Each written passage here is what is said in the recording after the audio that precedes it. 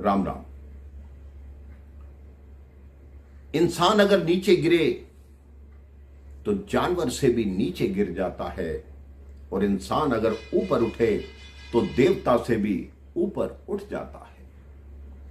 आपके मन में अगर भगवान के प्रति प्रेम है, श्रद्धा है, तो आप देवताओं से भी ऊपर उठ जाते हैं।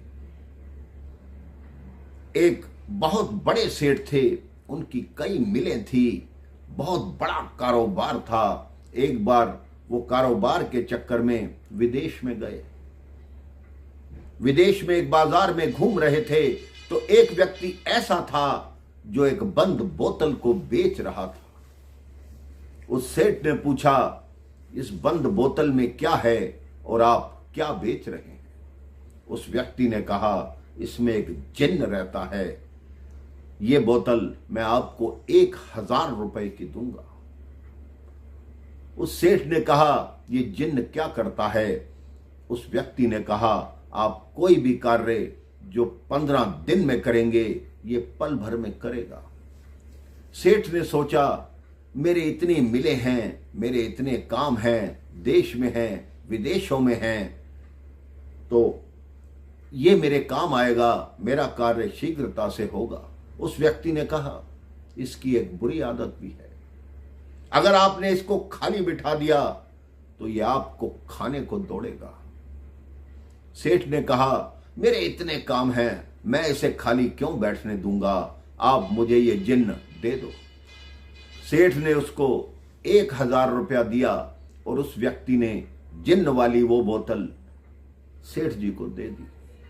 सेठ जी घर आए, उस बोतल का मुंह खोला, जिन्न प्रकट हुआ कि आज्ञा दें। सेठ एक एक करके उसे कार्य बताने लगे। सेठ को लगा कि इस कार्य को करने में कई दिन लगेंगे, लेकिन वो कार्य क्षण भर में होने लगे। अब 15 दिन के बाद सेठ जी के पास कोई कार्य नहीं बचा कि अब क्या किया जाए।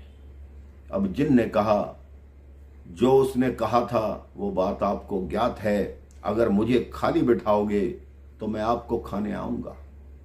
वो सेठ भागे, एक साधु के आश्रम में गए। साधु ने बताया, इस जिन्न को बोलो इस संसार का सबसे ऊंचा बांस लेकर आए। जिन्न तुरंत वो बांस ले आया, सेठ के आंगन में गाड़ दिया। अब साधु ने कहा, इसको कहो कि जब तक मैं अगला काम ना बताऊं, इस बांस के ऊपर चढ़ते रहो और नीचे उतरते रहो।